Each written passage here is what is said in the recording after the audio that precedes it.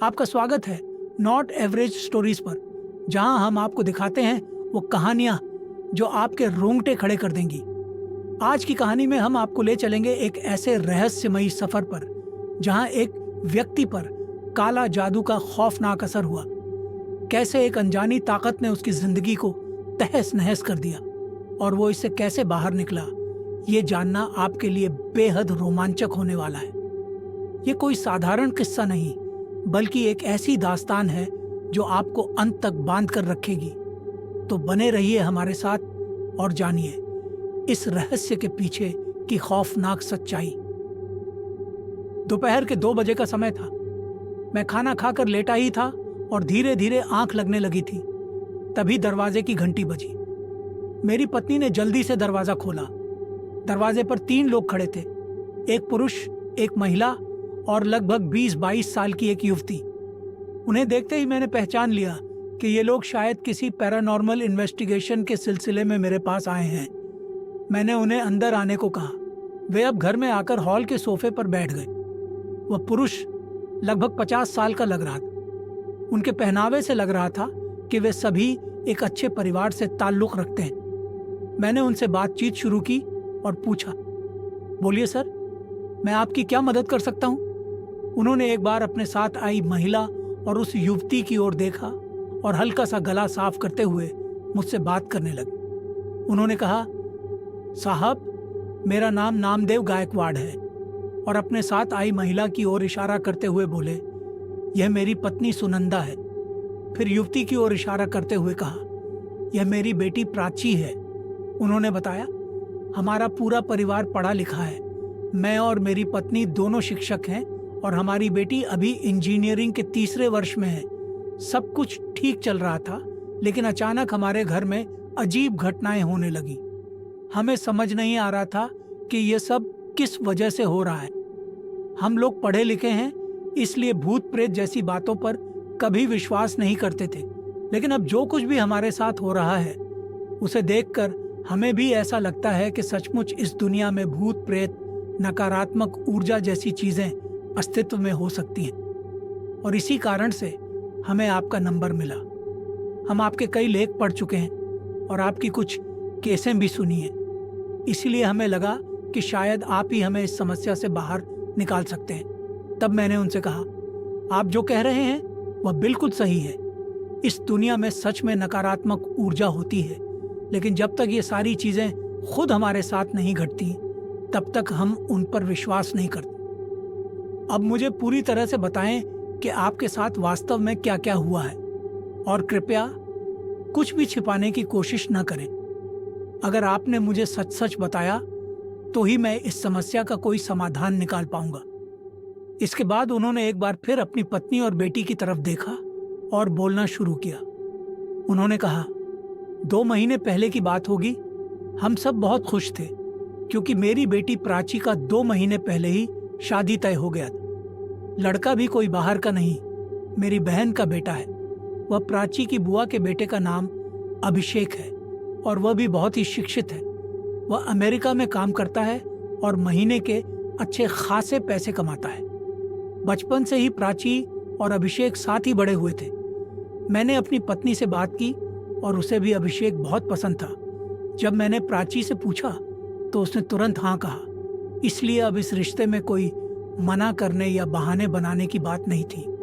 लड़का भी अच्छा था, वह मेरे रिश्तेदार का ही था और बहुत वेल सेटल्ड था। इसीलिए हमने शादी के लिए हाँ कर दी। अब हमारी फैमिली में ज्यादा लोग नहीं थे, इसलिए शादी के लिए मैंने अपना परिवार, अपनी बहन का परिवार और भाई का परिवार सभी को बुलाया और सबको एक साथ बैठाकर हमने शादी के लिए हाँ कह दी। फिर शादी की तैयारियां भी शुरू हो गईं, लेकिन अचानक प्राची के व्यवहार में एक अजीब बदलाव आने लगा। ये कहकर नामदेव राव कुछ देर चुप हो गए। तब मैंने फिर पूछा, नामदेव राव, फिर क्या हुआ? मुझे पूरी तरह से बताइए। लेकिन अब नामदेव राव की बॉडी लैंग्वेज बहुत बदल गई थी। उनकी बेटी बिल्कुल मुरझाई सी बैठी थी। वह दुबली पतली, गोरी और सुंदर लड़की थी, लेकिन उसकी आंखों में जो बेचैनी थी वह साफ दिख रही थी। ऐसा लगता था जैसे उसे यहाँ असहज महसूस हो रहा हो। वह अपने शरीर को थोड़ा सिकोड़े हुए बैठी थी, जैसे उसे कहीं कुछ चुभ रहा हो। उसकी माँ उसे कसकर पकड़कर बैठी थी। अब नामदेव राव फिर से बोलने लगे। उन्होंने कहा, साहब, 1.5 महीने पहले की बात है। प्राची अपने बेडरूम में सो रही थी। उसे इंजीनियरिंग के बहुत सारे असाइनमेंट थे, इसलिए हम उसे ज्यादा परेशान नहीं करते थे। वह रात में देर तक पढ़ाई करती थी। हम कभी भी उसे ज्यादा काम नहीं कहते थे। रात के 11-12 बजे तक वह पढ़ाई करती थी। शाम को 9 बजे खाना खाकर हम अपनी अपनी कमरे में सोने के लिए चले जाते थे।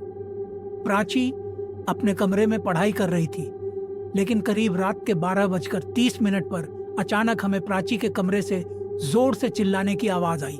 हम दोनों एकदम चौंक कर उठ गए और दोनों ही प्राची के कमरे की तरफ दौड़े। जैसे ही हमने प्राची के कमरे का दरवाजा खोला, हमें देखा कि प्राची बिस्तर पर बैठी थी और जोर जोर से चिल्ला रही थी। वह अपने पेट पर हाथ फेर रही थी और वह बहुत डर गई थी। सुनंदा तुरंत उसके पास गई और प्राची को शांत करने की कोशिश करने लगी। 5 मिनट बाद प्राची थोड़ी शांत हुई। उस वक्त मैंने प्राची से पूछा, क्या हुआ प्राची, तुम ऐसे क्यों चिल्ला रही थी? फिर प्राची हमें बताने लगी, आई बाबा, मुझे एक बहुत ही डरावना सपना आया। मैंने प्राची से कहा, अरे प्राची, आखिरकार तो वह सपना ही था। शायद तुम्हारी नींद टूट गई होगी या फिर तुमने कोई हॉरर फिल्म देखी होगी, इसलिए तुम्हें ऐसा सपना आया होगा। इसमें इतना कुछ खास नहीं है। तब प्राची ने कहा, बाबा, लेकिन वह सपना बहुत ही डरावना था। प्राची का शरीर उस वक्त सचमुच कांप रहा था। उस समय हमें यह समझ में आया कि निश्चित ही प्राची को कुछ बहुत भयानक सपना आया था, लेकिन हम उस वक्त उसकी किसी तरह समझाइश देने की कोशिश करते रहे और उसे बस इतना ही बताया कि सपना असलियत नहीं होता। वह थोड़ी सी समझी और कुछ समय बाद सो गई। फिर हम अपने कमरे में लौट आए। कुछ दिनों बाद फिर से रात को प्राची इसी तरह चिल्लाकर उठी। हम फिर से उसके बेडरूम में गए और हमने पूछा, तुझे क्या हुआ प्राची? इस बार भी प्राची ने कहा, बाबा, आज फिर एक डरावना सपना आया है। मैंने और सुनंदा ने एक दूसरे की तरफ देखा। हमें लगा शायद पढ़ाई के तनाव के कारण ऐसा हो रहा होगा, इसलिए हम उस दिन भी उसे समझाने की कोशिश करते रहे। लेकिन उस वक्त प्राची ने कहा, बाबा, आज जो सपना आया वह बिल्कुल वैसे ही था जैसे 2 दिन पहले आया था। यह कैसे हो सकता है कि मुझे 2 बार एक ही सपना आए? मैंने फिर सुनंदा की ओर देखा और वह भी थोड़ी चिंतित दिख रही थी। अब मैं और सुनंदा वहीं बैठ गए और मैंने प्राची से पूछा, प्राची, तुम्हें क्या सपना आया था? क्या तुम मुझे एक बार बता सकती हो? प्राची फिर से कांप रही थी, लेकिन उसने गहरी सांस ली और बोलने लगी, बाबा, मुझे सपने में ऐसा दिख रहा था कि मैं अपने बेडरूम में सो रही हूँ और 2 बहुत ही सफेद चमकीली लड़के मेरे पास आए थे। उनमें से एक लड़का मेरे पेट में चाकू घुसा देता है और मेरा पेट फाड़ देता है। फिर दूसरा लड़का उस फटे हुए पेट से अंदर घुस जाता है। आज भी मुझे वही डरावना सपना आया। यह सुनकर मेरी और सुनंदा की बोलती बंद हो गई, क्योंकि उस वक्त हमें इस सवाल का कोई उत्तर नहीं मिल रहा था। फिर सुनंदा ने प्राची को हमारे बेडरूम में ले जाकर उसे हमारे साथ सुलाया और उस दिन से प्राची हमेशा हमारे पास सोने लगी। उसके बाद से उसे हमेशा अजीब और डरावने सपने आने लगे और इन सपनों में वही सफेद चमकीले लड़के दिखाई देते थे। लेकिन धीरे धीरे इन सपनों ने उसके मन में इतनी डर पैदा कर दी कि उसे दिन में भी अजीब बातें महसूस होने लगी। वह हमें हमेशा बताती थी कि घर में कुछ अजीब हो रहा है, लेकिन हम कभी भी उस पर विश्वास नहीं करते थे। हमें लगता था कि शायद उसे रात के डरावने सपनों की वजह से ऐसा महसूस हो रहा होगा या वह कुछ अजीब चीजों का भ्रम महसूस कर रही थी। हम उसे बार बार समझाते थे और वह थोड़ी देर के लिए शांत हो जाती थी, लेकिन उसके बाद जो हुआ वह सच में बहुत डरावना था। उस रात मुझे लगता है कि पूर्णिमा का समय था।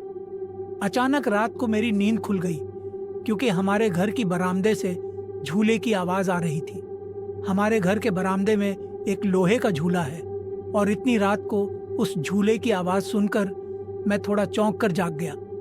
मैं उठकर देखता हूं तो क्या, प्राची हमारे पास नहीं थी। बेडरूम के दरवाजे को देखा तो दरवाजा खुला हुआ था, इसका मतलब ये था कि प्राची बाहर चली गई थी। तब मैंने सुनंदा को उठाया। सुनंदा भी एकदम चौंक कर उठ गई। हम जल्दी जल्दी बेडरूम से बाहर आए और हॉल से होते हुए मुख्य दरवाजे से बाहर के बरामदे में गए। हमने जो सामने देखा उसे देखकर मेरे दिल की धड़कन रुक सी गई। प्राची बाहर के झूले पर बैठी थी। उसके हाथ में जो बांगड़ी थी वह टूट चुकी थी और उसके हाथ से बहुत खून बह रहा था जो कि फर्श पर फैल रहा था। वह टूटी हुई बांगड़ी अपने मुंह में डालकर चबा रही थी और उसके मुंह में बांगड़ी के कांच लगे थे, जिसके कारण उसके होंठ भी कई जगहों से फट गए थे और खून बह रहा था। उसकी अवस्था बहुत ही अजीब और डरावनी लग रही थी। हमने कभी सोचा भी नहीं था कि हमारी प्राची ऐसा कुछ करेगी, इसलिए हमें बहुत बड़ा झटका लगा था। हम दोनों कुछ समय के लिए पूरी तरह से चुप रह गए। हम घबराए हुए थे और डर के मारे कुछ नहीं समझ पा रहे थे। तभी किसी तरह मैं होश में आया और प्राची के पास दौड़ कर गया।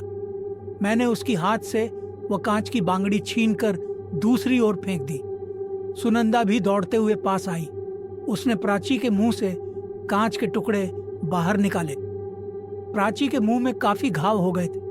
प्राची ने ऐसा क्यों किया, हम दोनों को कुछ समझ में नहीं आया। हम किसी तरह से प्राची को घर के अंदर लाए और उसे बेडरूम में ले जाकर सुलाया। लेकिन उस रात प्राची पूरे समय अजीब तरह से बड़बड़ाती रही, हंस रही थी और पागलों की तरह चीख रही थी।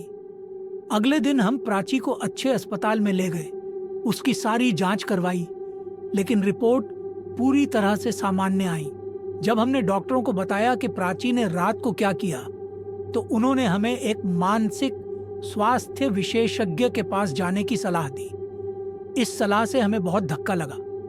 ऐसे वक्त में जब एक युवती जिसका अभी अभी विवाह तय हुआ था को मानसिक चिकित्सक के पास जाना पड़ता है, तो कल्पना कीजिए कि उस वक्त उस माँ बाप पर क्या गुजर रही होगी। फिर भी हम चिंता करते हुए प्राची को मानसिक स्वास्थ्य विशेषज्ञ के पास ले गए। उन्होंने भी उसकी काफी जांच की, लेकिन उनकी जांच के अनुसार प्राची पूरी तरह से सामान्य थी। इसके बाद उन्होंने प्राची को कुछ हल्की दवाइयां दी और हमें घर जाने के लिए कहा। कुछ दिनों तक स्थिति सामान्य रही और हमें लगा कि प्राची अब ठीक हो रही है। हालांकि कभी कभी उसे अजीब स्वप्न आते थे, लेकिन अब वह नियमित रूप से नहीं आ रहे थे। फिर हाल ही में एक दिन जो सबसे भयानक दिन था, वह था अमावस्या की रात। उस रात प्राची घर से बाहर निकल गई। मैं हॉल में सो रहा था और सुनंद और प्राची हमारे बेडरूम में सो रहे थे। रात के करीब 12:30 पर मुझे कुछ आवाज सुनाई दी और मैं जाग गया।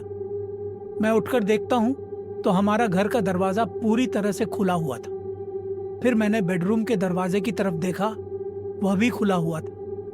मैं तुरंत बेडरूम में गया तो देखा सुनंदा सो रही थी, लेकिन प्राची वहां नहीं थी।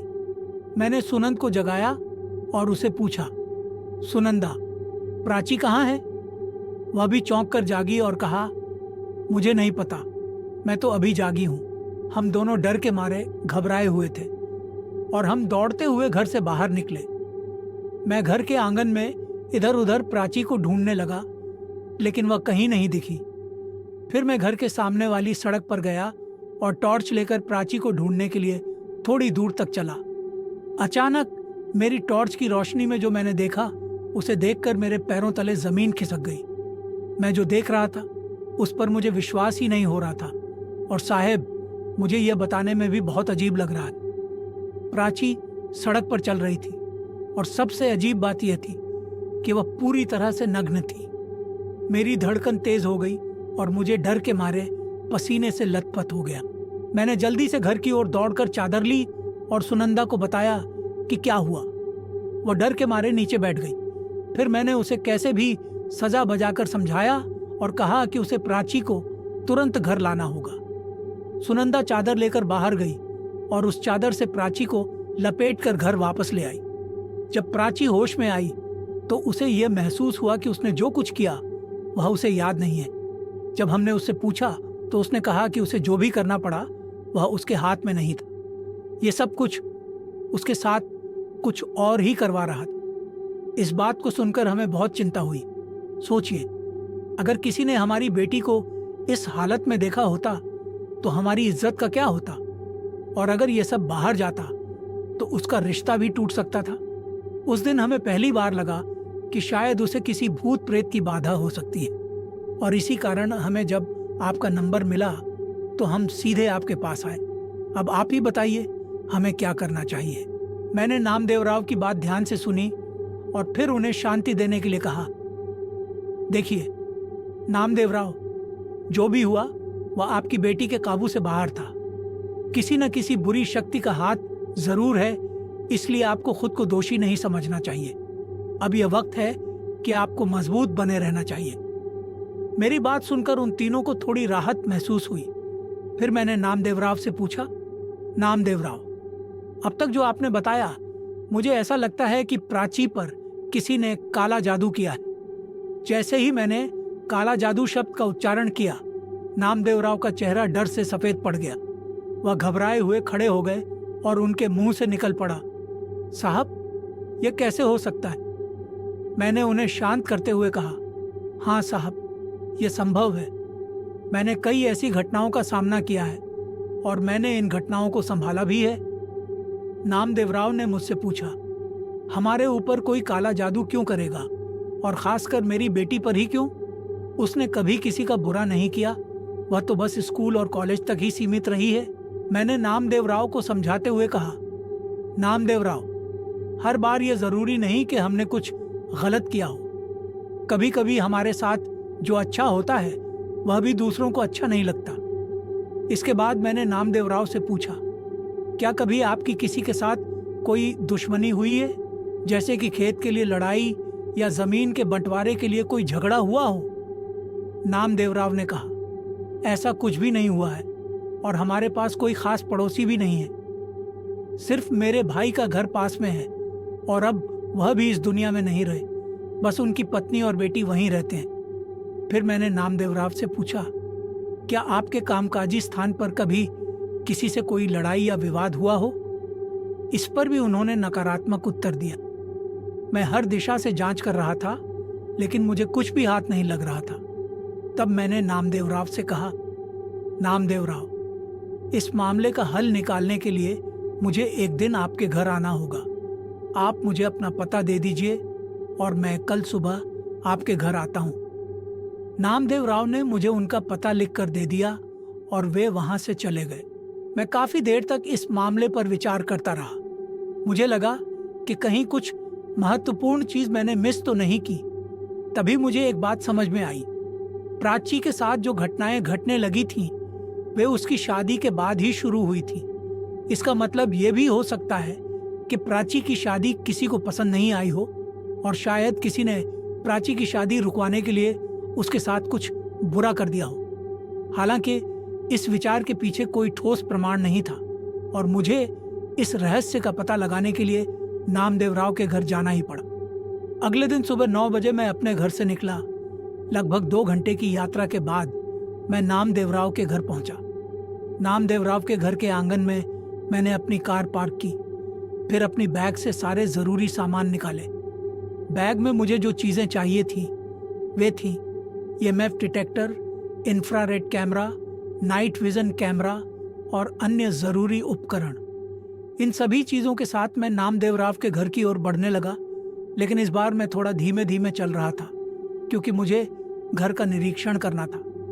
मैं काफ़ी देर तक बाहर खड़ा होकर घर की जांच करता रहा और नामदेव राव भी बाहर आकर मेरे पास खड़े हो गए। मैं काफ़ी देर तक इस मामले पर विचार करता रहा। मुझे लगा कि कहीं कुछ महत्वपूर्ण चीज़ मैंने मिस तो नहीं की। तभी मुझे एक बात समझ में आई। प्राची के साथ जो घटनाएं घटने लगी थीं, वे उसकी शादी के बाद ही शुरू हुई थी। इसका मतलब ये भी हो सकता है कि प्राची की शादी किसी को पसंद नहीं आई हो और शायद किसी ने प्राची की शादी रुकवाने के लिए उसके साथ कुछ बुरा कर दिया हो। हालांकि इस विचार के पीछे कोई ठोस प्रमाण नहीं था और मुझे इस रहस्य का पता लगाने के लिए नामदेव राव के घर जाना ही पड़ा। अगले दिन सुबह 9 बजे मैं अपने घर से निकला। लगभग 2 घंटे की यात्रा के बाद मैं नामदेव राव के घर पहुंचा। नामदेव राव के घर के आंगन में मैंने अपनी कार पार्क की, फिर अपनी बैग से सारे ज़रूरी सामान निकाले। बैग में मुझे जो चीज़ें चाहिए थी वे थी EMF detector, infrared camera, night vision camera और अन्य ज़रूरी उपकरण। इन सभी चीज़ों के साथ मैं नामदेव राव के घर की ओर बढ़ने लगा, लेकिन इस बार मैं थोड़ा धीमे धीमे चल रहा था क्योंकि मुझे घर का निरीक्षण करना था। मैं काफ़ी देर तक बाहर खड़ा होकर घर की जांच करता रहा और नामदेव राव भी बाहर आकर मेरे पास खड़े हो गए। नामदेव राव के घर के आसपास मुझे कोई और घर नहीं दिखा सिवाय उनके भाई के घर के, जो उनके घर के दाहिने ओर था। मैंने नामदेव राव से पूछा, नामदेव राव, यह घर किसका है? नामदेव राव ने कहा, यह मेरे भाई का घर है। जैसा कि मैंने आपको बताया था, वह अब इस दुनिया में नहीं है। बस उनकी पत्नी और बेटी यहाँ रहती हैं। मैंने उस घर को एक बार फिर से गौर से देखा।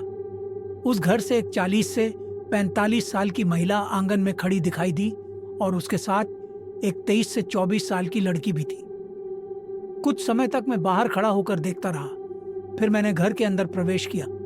जैसे ही मैंने घर में कदम रखा, मेरे शरीर में सिहरन दौड़ गई। मेरे शरीर के सारे बाल खड़े हो गए। ऐसा महसूस हो रहा था जैसे शरीर मुझे चेतावनी दे रहा हो कि इस घर में कुछ अजीब है। यह अनुभव मुझे तब होता था जब मैं नकारात्मक ऊर्जा के संपर्क में आता था और हमेशा यह चेतावनी सही साबित होती थी। घर में कदम रखते ही मुझे यह महसूस हुआ कि यहाँ कुछ नकारात्मक है, कुछ तो गलत है। मैंने अपनी बैग हॉल के टेबल पर रखी और सोफे पर बैठ गया। नामदेव राव मेरे लिए पानी लेकर आए। 10-15 मिनट चाय पियोने के बाद मैंने जल्दी से उठकर अपनी बैग से EMF डिटेक्टर निकाला। फिर मैं उस डिटेक्टर को लेकर घर के हर कोने में घूमा। आमतौर पर अगर घर में कुछ नहीं होता तो इलेक्ट्रोमैग्नेटिक फ्रीक्वेंसी काफ़ी कम या बिल्कुल नहीं होती, लेकिन इस घर में मुझे थोड़ी बहुत फ्रीक्वेंसी महसूस हो रही थी। इसका मतलब था कि यहाँ कुछ न कुछ ज़रूर था, लेकिन उस ऊर्जा का केंद्र कहाँ था ये मुझे पता करना था। मैंने एक एक करके घर के सभी हिस्सों का निरीक्षण किया, हॉल, बेडरूम, किचन, बाथरूम और टॉयलेट भी। हर जगह मुझे थोड़ी बहुत इलेक्ट्रोमैग्नेटिक फ्रीक्वेंसी मिल रही थी। फिर मैंने घर के बाहर का निरीक्षण करना शुरू किया।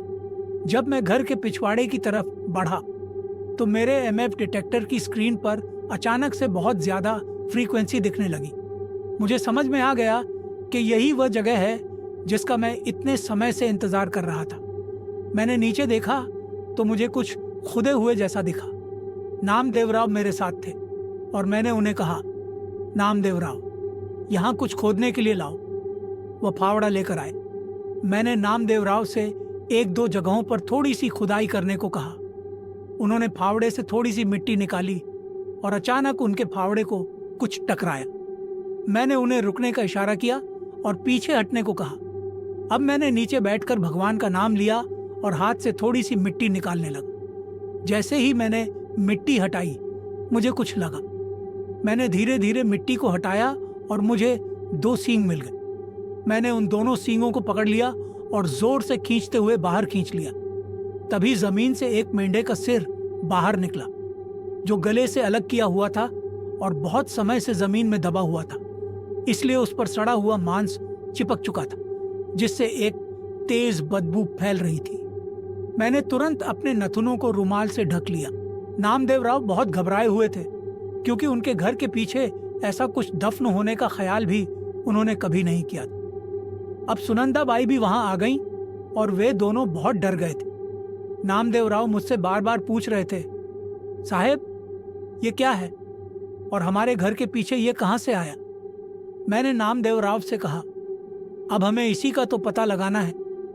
मैंने मेंढे के सिर का ध्यानपूर्वक निरीक्षण करना शुरू किया।